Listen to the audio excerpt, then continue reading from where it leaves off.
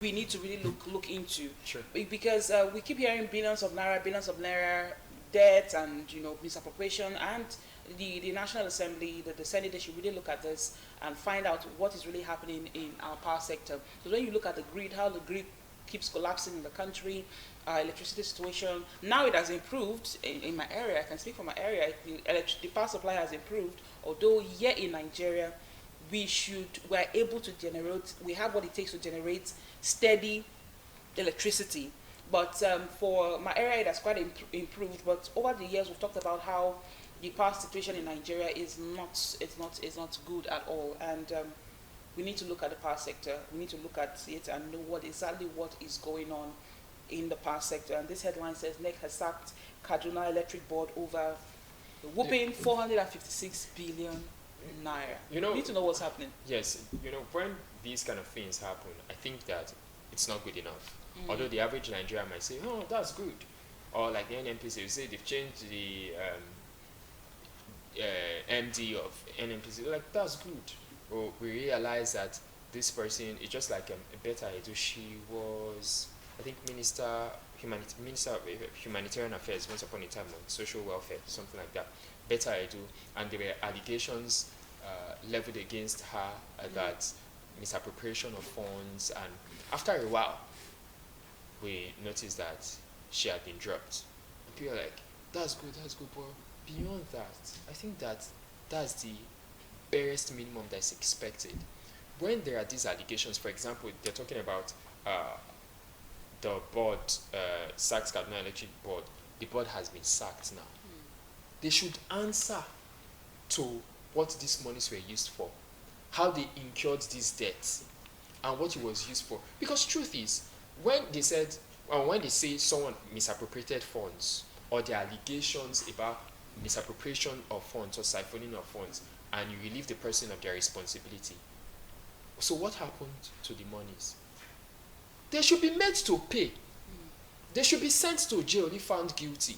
So if not, because if I feel like I can just hold a position, siphon 500 billion naira, and at the end they'll just say, Ogaga, step down. Who lost? I already gained 500 billion naira.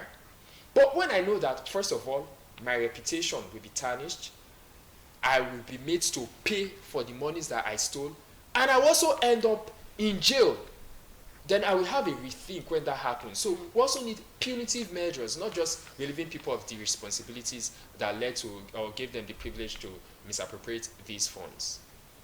All right, let's take another headline. Okay, let's go to Osun State, because it looks like that's like the big story now, because the election is just around the corner on Saturday here. As a matter of fact, it was supposed to be last Saturday, but during the course of the year, INEC pushed it to this coming Saturday, which is the 15th. And this headline here on The Guardian says, Osun, report reveals 29 deaths, The Guardian newspaper. 29 deaths from 73 incidents ahead of polls. 29 people have died for an election that has not yet been held. And you see the front page of the Nigerian Tribune, which talked about NLC women demand free peaceful poll in Osun, and the wife of the incumbent governor, Ademola Adeleke, she led a protest and warns against indiscriminate arrest, harassment. Now, the case in Osun it's a very disturbing one. It is. Because we know that the incumbent governor came into power under the umbrella of the PDP, literally. And then, because of all the skirmishes going on with the PDP, you realize that political office holders, they do not want to be caught in the web of, after they emerge, then it will come up that, oh, PDP was not eligible, or you were part of the wrong faction of the PDP, so he defected to Accord Party. And since he defected to Accord Party, the attacks that Accord Party, according to the governor, now the governor saying this now, the different youth leader, different party leaders have been attacked. You've seen them macheted. and he has even visited them in the hospital. He has called on the commissioner of police repeatedly. He has also claimed that he has even sent this evidence to the IGP. Yeah. Even the IGP visited the state. And the APC, they also have their counter allegations. So there's allegation and counter allegation. They APC that recently, he's harboring criminals. yes, in the government house. Yeah. Even the APC claimed, I think it was sometime last week, that also they were coming from, was it a campaign, and their vehicle was attacked, and even the wife of the candidate of the APC escaped an attack, and all of this. So yesterday on the news, I think it was yesterday or thereabout, I saw the IGP saying that he has listened to the complaints and he has asked the commissioner of police to step down for this election. Which I would But why say is it doing it now? Why is it doing it now? Because this better late than never. No, really. I've always said it that we should learn to be proactive in this country and not reactive. This issue of Osun State Governor Ademola Adeleke has been crying out for months, for a long time. And then this week is the final week. On Saturday is the elections, and it's now that, I feel like this issue in Osun State should have been addressed a long time ago. I remember watching on national TV when the IGP visited Osun State. He said investigations will be carried out. He's going to make sure that peace returns to Osun State, and so many assurances were given. I don't like a situation where, yes, we are very objective here. We try to be objective here, and then we don't just listen to hearsay. We don't just take words for what it is. We want investigations to be carried out. But sometimes when you refuse to act, when something is happening and you turn a blind eye to it, you don't act, you don't speak up, you just speak up against it, it begins to look like you are in support, you are complicit, or you are in support of the incumbent administration, because that's what people will say. Over time, the IGP has been quiet. I think a lot of things have been happening. Governor Ademola said he has spoken to the police commissioner. The police commissioner is not willing to work with him, and nothing is being done. So now he has given people in Osun State the impression that the police are working with the APC. Yes. So now with all of these drama, I know that a lot of focus and attention is on the Osun election. Yes, it is. On Saturday, I just hope that the 29 lives that have been lost, that the number will end at that. We don't want to hear more deaths or even situations of injuries, voters being harassed. We don't need any of those. And interestingly, it took an interesting twist in Osun State, where we saw that the PDP in Osun State, they threw their support behind the APC candidate, which is popularly known as Ambo. And of course, all these allegations also, they've been tied and linked to the Minister of Blue Economy, Gboyega Oyetola, which was a former governor of Osun State as well. And he was also mocking the governor, Ademola Adeleke, saying that even though you throw your support behind, because Ademola Adeleke, while he was lamenting, he also said that he was calling on the President Tinubu. We have said we will support you. We're adopting you. Accord parties are adopting you as our presidential candidate for 2027. So Gboyega Oyetola was saying that if you support the president, you will still lose this election. What do you have to say about PDP throwing their support behind the APC candidate? You see, politics, when it comes to politics, I really try to avoid, some... Leaving their former party man. I don't get it, but anything can happen in politics. In politics, they say, no permanent friend, no permanent enemy. So they are joining forces together to make sure that their Accord party doesn't win. That's what is playing out. They want to make sure that, Governor Ademola Adeleke doesn't win the election. And let's not forget that recently the state account was also frozen. Yes. Close to the election. Without a court order. So for me, our concern should be what the Osun people want. It's not about what political parties want. It's not about the PDP teaming up with the APC. Do you think the Osun people will have their say? Exactly. Because what the major headline on the Punch newspaper says, Osun election, sensitive materials arrive, Osogbo, 30,000 core members mobilized. So the lives of Osun citizens, Osun indigents and residents, and the lives of these core members and security men and women that have been deployed to Osun State should be protected at all costs. We don't want, like Oga said, we don't want any reports of anyone who's been injured or anybody who's been killed. let Osun people vote for who they want. That is the major thing. It's not about what stakeholders want or what political parties want.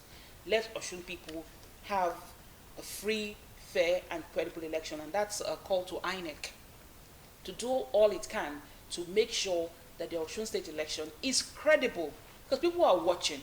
And if it's just if all this is just happening for a state election, imagine what will happen in 2027. So INEC, you have a big role to play here. Make sure that that election is credible. The people want to, renew their faith in INEC. You've given us a lot of assurances. The new INEC chairman, Amopiten, has spoken about how he's going to do all his best to make sure that the elections in Nigeria gets better, elections are credible. We want that too, because that's the reason why we get our voters' cards. That's the reason why we come out to cast our votes, because we want our vote to count. So we do hope that come August 15, which is on Saturday this week, the elections would hold peacefully in Osun State. That's our prayer, peacefully. All right. Let's move to other headlines this morning. Okay, let's look at sports now. On page 14 of the Vanguard newspaper, sports. WAFCON shame. More reasons Tinubu should act fast on football. I was so sad when the Super Falcons, they left that match. And their first match, they really did not do so well. They started poorly. And yesterday, I did talk with Tony, and Tony was making some comments about the welfare of footballers, and then the arrangements made for footballers. I talked about how some footballers will be stranded at the airport. Some of them, the arrangements made for their flights would be delayed or one thing or the other, and then they will have to join other teammates late in camp. And I spoke about how other countries and how they treat their football stars or their footballers. It's different here in Nigeria. We still hear footballers complain about welfare, complain about proper treatment, and it shouldn't be so. And now this headline says why Tinubu should act fast on football. You're a football person, I know that, and I had to pick this headline because I know you would have one or two things to say as it concerns football. You saw the match, did you? Yes. We were at the office that was it? Okay, it was on Sunday. On Sunday, yes, Sunday evening. We were at the office on Sunday. Myself, Uchenora, even Jude Agbeyeke, were quite disappointed, and even Henry Siayo, so the sports guys were there. We just felt pained, yeah, I was really because pained. This WAFCON is also a form of qualification for the 2027 World Cup. Yes, Women's FIFA World Cup in Brazil 2027, and because Nigeria, they were knocked out at the quarterfinal, it means they won't be at the World Cup, just like the Super Eagles were not now, the Super Falcons will not be at the World Cup. It was really a poor outing, in my opinion, for the Super Falcons. From the first game, debutants Malawi defeating them 3-2. It was just a lackluster performance. Then getting the win against Zambia and eventually against Egypt, and struggling against Cameroon. Of course, they kind of dominated, but they were not very clinical. Now, when it comes to welfare, it's something that I think that just like many other sectors in the country, you see, when it comes to sports, now not just limited to football, when it comes to sports, it's as though we don't plan ahead. We don't look into the future. If you consider the Spanish team now that recently won the Men's FIFA World Cup, their women also hold the Women's World Cup. Now, if you see how they play, you see the Spanish side at the Men's World Cup, they had a very young side playing the same way. You know that these are people that they know what they want, and they plan for it. There's a succession plan. Irrespective of the coach that takes over, this is how they want to play. This is how they want to be seen. They plan ahead. The French coach that just left, Didier Deschamps, that left France now, before he left, people already knew there was a succession plan that the legend Zinedine Zidane was going to take over. In Nigeria, we don't know what is going on. See what happened when Eric Chell, the coach of the Super Eagles, came on board. It was during qualifiers for World Cup that we had to let go of the previous coach. I think it was Finidi George that did a terrible job. Then we brought in Eric Chell. If we were thinking And Eric Chell actually started our qualifiers with us. Nigeria would have been at the World Cup, just completed the World Cup. So there is no succession plan. And we see whether it's the male team or the female team or our athletes. Was it the last? I can't remember the athletics competition that the athletes saying they had already arrived. I think it was it Blessing Okagbari or Toby Amoshun that was talking about kids, that it was only one kids that they have. That was when the NFF president or the Athletics Federation and the National Sports Commissioner for Sports or Minister of Sports or something now had to travel down. Why reactive? Why are we always being reactional? So these things, we need to take a step back, ask ourselves, what do we really want to achieve? When it comes, there's lots of money in sports. What do we want to achieve? Who do we want to take over this thing? Why are the funds, salaries not being paid as and when due? Allowances not being paid as and when due? Bonuses, another thing. There will be promises, but before you hear 2 months later that the funds have not been, or funds have been released, yet the beneficiaries have not gotten the monies. It's so terrible. So it's not just for the federal government to act on football, but generally sports. Generally. Our sports, we need to look at the welfare of both athletes and the technical crew, those who work behind scenes to support sporting activities in Nigeria. They should be taken care of. And like Ogaga said, adequate preparation. We need adequate preparation. It's not when it is time we begin to make preparations, or the most painful one. The most painful thing for me is when I see our football stars or our athletes stranded at the airports. It shouldn't be so. It really shouldn't be so. And that's where we'll wrap up newspaper review of this.